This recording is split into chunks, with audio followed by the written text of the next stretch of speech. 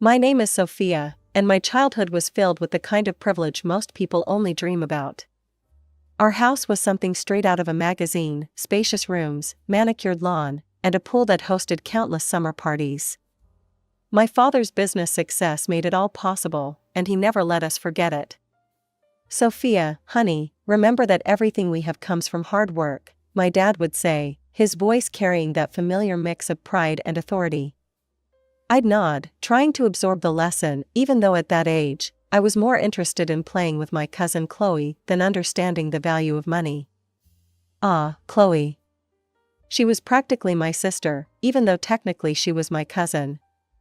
Just a year younger than me, she was the daughter of my father's younger brother, Uncle Mark. Our families were inseparable, though the contrast in our living situations was hard to miss. "Your uncle's family needs our support," my mom would explain whenever I noticed Dad helping them out financially. "Family takes care of family." She was always the diplomatic one, smoothing over any awkward moments when Uncle Mark would accept another check from Dad. Chloe and I shared everything: clothes, secrets, dreams. We'd spend hours in my room, planning our futures. "We'll go to college together," Chloe would say, lying on my bed and staring at the ceiling. "And then we'll live in apartments next to each other, and our kids will be best friends too." When high school graduation approached, true to form, my father announced he'd pay for both our college educations. Mom stood beside him, beaming with pride as he made the announcement at our joint graduation party. "Both my girls deserve the best education possible," he declared, putting an arm around each of us. I remember how Chloe's eyes welled up with tears of gratitude, while I just smiled, taking it for granted. Looking back now, I should have noticed the signs.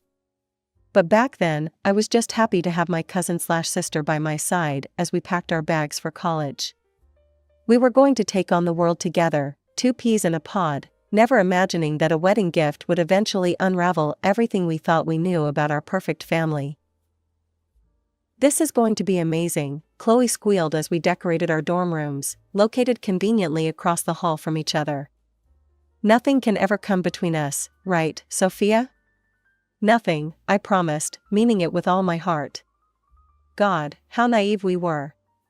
How naive I was. But that's the thing about perfect families: sometimes they're perfect only because we choose not to look too closely at the cracks in the foundation. College flew by faster than I expected. Before I knew it, I was walking across the stage to receive my diploma, my family cheering from the audience. I felt on top of the world, armed with my degree. I quickly landed a job at a marketing firm. Everything seemed to be falling into place. Well, almost everything. "Dad, I've been thinking about getting my own place," I brought up one evening over dinner. I'd been browsing apartment listings online, dreaming of having my own space. "The rental market is crazy right now, and with a down payment." "Sophia," he cut me off, putting down his fork. "You're an independent woman now. You have a good job. It's time for you to earn your own living. Your mother and I gave you a great education, but now it's time for you to stand on your own 2 feet." Mom just sat there, nodding in agreement. I felt like I'd been slapped. So that's how I ended up in a tiny one-bedroom apartment, watching my savings grow at a painfully slow rate while half my paycheck went to rent. But I was determined to prove I could do it on my own. A year later, Chloe graduated. We celebrated at her favorite restaurant, and that's when she dropped her bombshell. "Jake proposed," she squealed, flashing a diamond ring. "We're getting married in 4 months."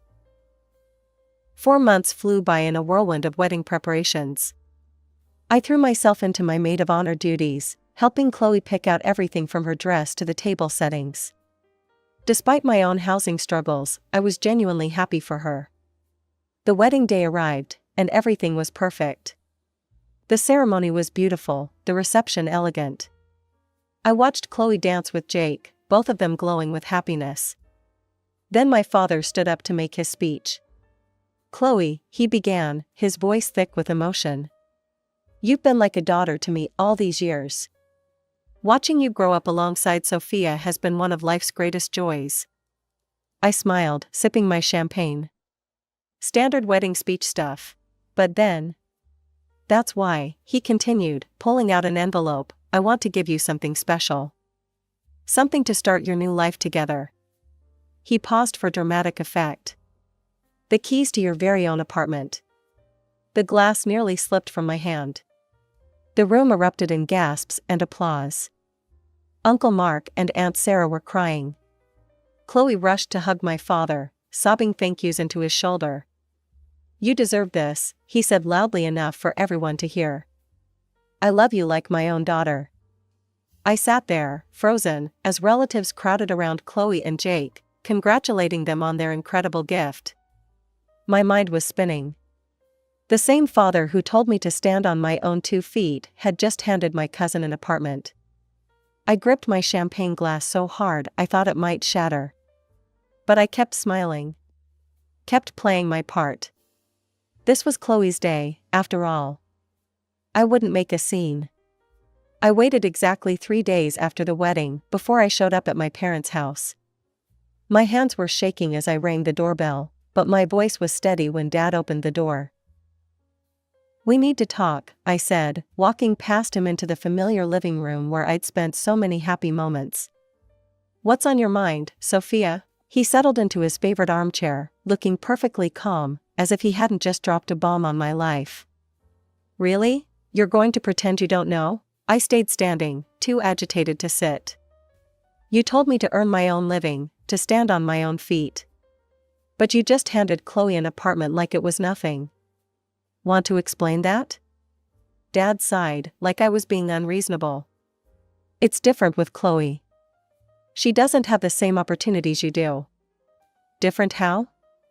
We went to the same college, got the same education, which you paid for, by the way.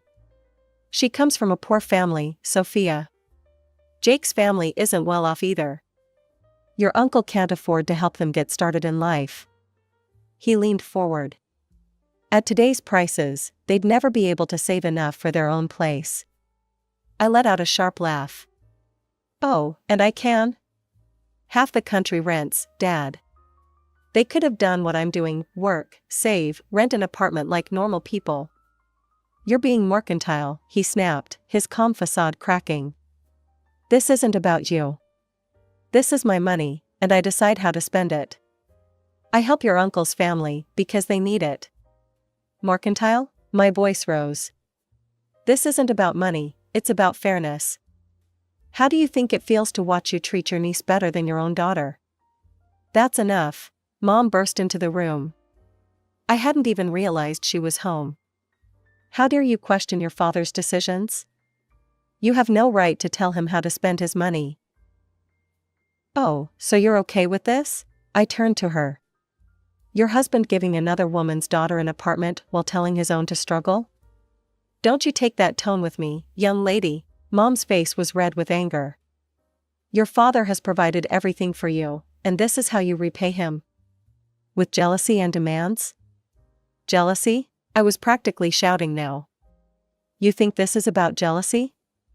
This is about respect. About treating your own child with the same consideration you show to others. Get out, Dad's voice was cold. Until you can appreciate everything we've done for you, and apologize for this behavior, get out of my house. Gladly, I grabbed my purse. And don't worry about doing anything else for me. I wouldn't want your charity. My eyes were burning with angry tears as I got into my car. It wasn't about the money, it never had been. It was about the double standard, about watching my father bend over backward for Chloe while telling me to toughen up. 5 years can change a lot of things. In my case, they changed almost everything. I built my career, rising through the ranks at my marketing firm to become a senior account manager. I saved money diligently, though nowhere near enough for a down payment in this insane market, and most importantly, I found Michael. He walked into my life during a client meeting. He was the creative director we were partnering with, and something just clicked. The moment he proposed, on a random Tuesday evening while we were cooking dinner together, I knew I'd finally found someone who truly put me first. The wedding planning started immediately. Our date was set for early summer, and I threw myself into it with the same determination I brought to everything else in my life. The venue was booked, the dress was chosen, and then came the hardest part, the guest list. I spent hours at my kitchen table, staring at names and relationships, though it wasn't hard to decide who wouldn't be on it. I hadn't spoken to my parents or Chloe in 5 years, not since Chloe's nasty message on Facebook. "You're just jealous, because I have a husband and an apartment while you have neither. Grow up, Sophia. Maybe if you weren't so entitled, you'd have both by now. But I guess some people just can't handle seeing others succeed." I'd blocked her after that. It was easier that way, cleaner. I built a new life, surrounded myself with people who valued me, and tried to forget about the family that had made me feel like a second-class daughter. But word travels fast in families, even broken ones. I was sitting in my apartment, reviewing floral arrangements and debating between roses and peonies, when my phone rang. Dad's name flashed on the screen, the first time in 5 years. My heart jumped into my throat, and my hand shook as I answered. "Sophia," his voice sounded older somehow, more tired. "I hear congratulations are in order." "Who told you?" My voice came out steadier than I felt. "Does it matter? Why didn't you invite me to your wedding?" He paused, and I could hear the hurt in his voice. "I'm your father. I should be the one walking you down the aisle." A bitter laugh escaped me before I could stop it. "Really? Now you want to play the father card?" "Sophia. Actually, I'm curious," I cut him off, feeling reckless. Something about hearing his voice had unleashed all the emotions I'd kept carefully contained for 5 years. "Will you be giving me an apartment as a wedding gift? You know, like you did for Chloe?" The silence on the other end stretched out so long I thought he'd hung up. Finally, he cleared his throat. "Look, sweetheart, business hasn't been great lately. I can give you $5,000 for the wedding. That's a generous gift. You should be grateful." $5,000. After giving Chloe a whole apartment. I felt that old familiar burn of indignation rising in my throat. Some things, it seemed, never changed. "Thanks for your generosity, Dad," I said, my voice dripping with sarcasm.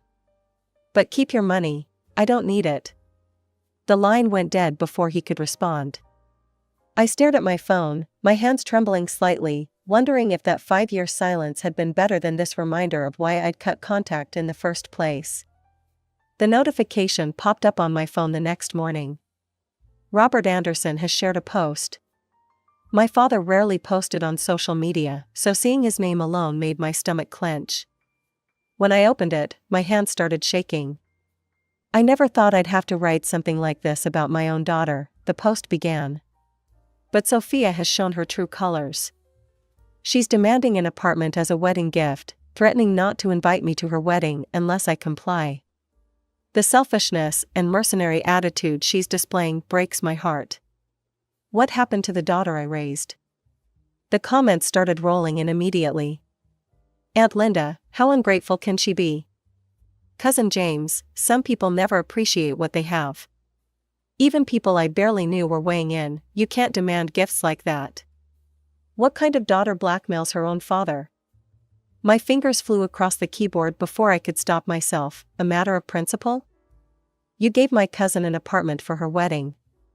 Your own daughter deserves the same consideration, or at least an explanation for the difference in treatment." But the comments kept coming, each one more judgmental than the last. My hands were shaking so badly I could barely type, but something had snapped inside me.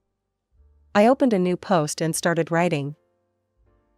"Let me tell you all a story that's been bothering me for years," I began. "It's about a father who has always treated his niece better than his own daughter. Let me list the ways. Every birthday, Chloe got lavish parties, while mine were simple family gatherings. When we went on family trips abroad, Dad always took Chloe shopping separately, buying her extras I never got. Her pocket money was consistently double mine. Dad paid for her education, which I appreciate he did for both of us. He gave her an apartment as a wedding gift, while telling me to stand on my own feet. At Chloe's wedding, she had her first dance with my father instead of her own. And you know what? The more I think about it, the more suspicious this whole situation seems. I wouldn't even be surprised if it turned out Chloe was actually my father's daughter. I hit post before I could second guess myself. The words stared back at me from the screen. A nuclear bomb dropped into the middle of our family's carefully maintained facade. There would be no taking it back now. The aftermath of my post was nuclear. Within hours, my phone was blowing up with calls and messages from every corner of the family. Some relatives immediately announced they wouldn't be attending my wedding. Mom called first, her voice shrill with anger. "How could you? Do you have any idea what you've done to this family? Your father is devastated. We raised you better than this." Dad's call came next, a stream of rage and accusations about how I was destroying the family name. "You're dead to me," he spat before hanging up. Aunt Sarah's call was particularly venomous. "You vindictive little bitch," she hissed. "How dare you suggest? You're just jealous of my daughter's happiness." Then came Chloe's message: "Congratulations on proving what a hysterical, paranoid person you've become. I feel sorry for your fiancé. He's marrying a delusional woman who invents 6 stories about her own family because she can't handle not being the center of attention. Don't worry about blocking me, I'll do it myself." I quietly blocked everyone who'd left nasty comments or messages. My wedding guest list got significantly shorter, but I told myself it was for the best. Only Uncle Mark remained silent throughout the whole ordeal, which I found oddly comforting amid the chaos. The next 2 months were a blur of wedding preparations. Michael was my rock through it all, never questioning my decision to cut off my family, supporting me as I revised seating charts and canceled place settings. Then, one rainy evening, there was a knock at my door. Uncle Mark stood there, looking like he hadn't slept in days. "Can I come in?" he asked quietly. "We need to talk." I'd never seen my uncle look so broken. He sat heavily on my couch, hands clasped together so tightly his knuckles were white. "Your post," he began, "about your father's treatment of Chloe, it made me start thinking. Really thinking about everything. And remembering." He told me about the early years of his marriage, how my father was always around their house. He'd drive Sarah home from work, saying it wasn't safe for her to take the bus. This was even before she was pregnant with Chloe. He was always bringing her gifts, expensive ones. I thought, God, I was such a fool. I thought he was just being a generous brother. Uncle Mark's voice cracked. He reached into his jacket and pulled out an envelope with trembling hands. "I had to know. After your post, I just had to know." The DNA test results were printed on official laboratory letterhead. My uncle had collected hair samples from all 3 of them, himself, Chloe, and my father. The results were unequivocal. Uncle Mark's genetic match to Chloe showed only an uncle's relationship, 84%, while my father showed a 99.99% paternal match. "Sarah confessed everything today," he whispered. 25 years. They've been having an affair for 25 years. Since before Chloe was even conceived. We sat there until well past midnight, piecing together memories that suddenly made horrifying sense. The special treatment, the excessive gifts, the way my father always seemed to know about Chloe's life before anyone else. All those times he'd insisted on driving Aunt Sarah to doctor's appointments when she was pregnant. "I'm so sorry, Sophia," Uncle Mark said as he was leaving. "I should have seen it. Should have known." I watched him walk to his car in the rain, his shoulders hunched with the weight of 2 decades of betrayal. For the first time since this whole nightmare began, I felt no satisfaction in being right. The morning after Uncle Mark's visit changed everything. I was still processing our conversation when my phone buzzed with a text from Mom. "Sophia, your uncle just left. We need to talk. Can you meet me at Rosemary's Cafe in an hour?" I found her already there, sitting in a corner booth, looking like she hadn't slept. Her hands were wrapped around an untouched cup of coffee, and I noticed they were shaking slightly. "I filed for divorce," she said before I could even sit down. "I just came from the lawyer's office." Her voice cracked. 25 years of marriage, and I never knew. Never wanted to know, maybe. Uncle Mark had told her everything, the DNA test results, Aunt Sarah's confession, the decades-long affair. He'd filed for divorce too, unable to stay married to a woman who'd lived such a profound lie. Sophia, Mom reached across the table and grabbed my hands. Her eyes were brimming with tears. I owe you the biggest apology. All these years, I defended him. I sided with him. I watched him favor Chloe and told myself it was nothing. I should have listened to you. Should have seen what was happening in my own home. Mom. No, let me finish.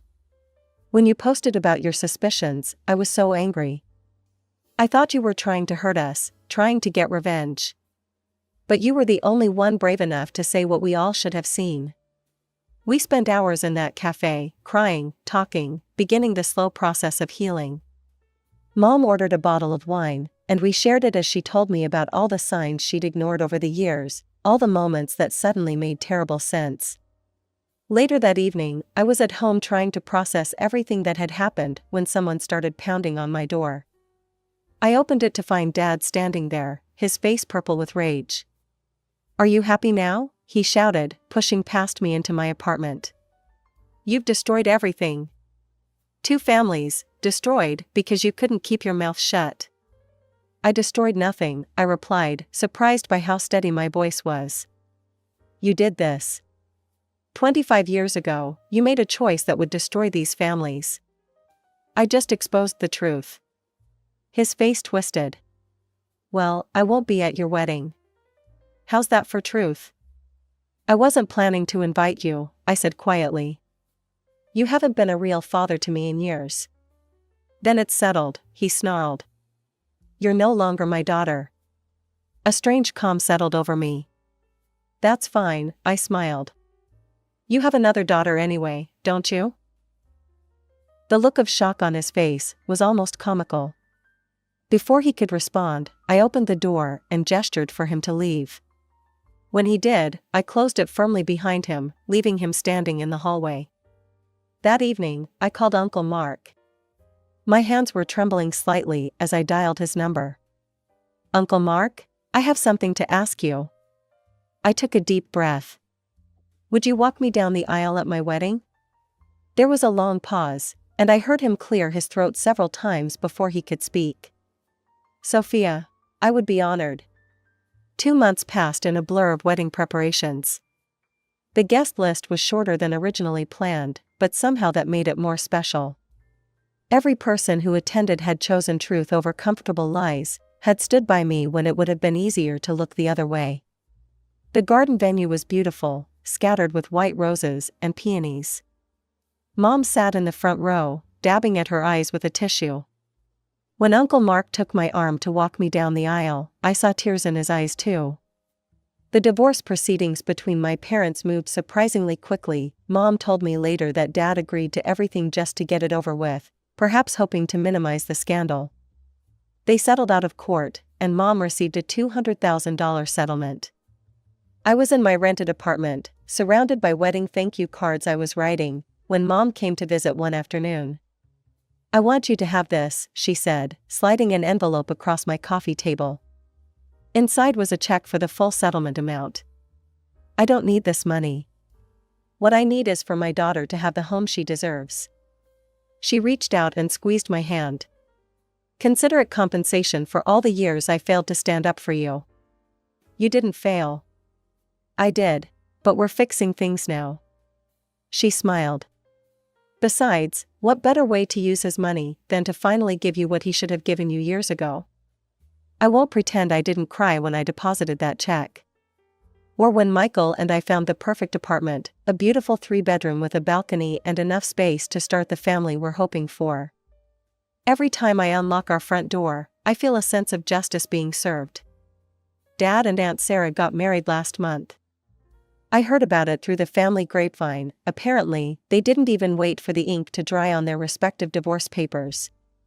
They're not hiding their relationship anymore. Their social media is full of happy couples photos, as if the past 25 years of deception never happened. I don't follow their accounts. I don't need to. Most of our relatives sided with Mom and me once the DNA results became public knowledge. Even those who initially defended Dad couldn't ignore the evidence. Uncle Mark comes over for dinner every Sunday now. He's dating again, tentatively stepping back into life after the betrayal.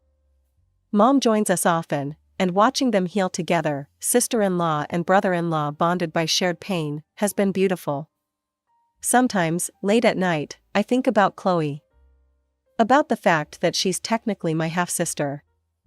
I wonder if she knew, if she ever suspected the truth behind our father's favoritism. But those thoughts don't keep me awake anymore. I have my own life now, my own home, my own family, built on honesty instead of secrets.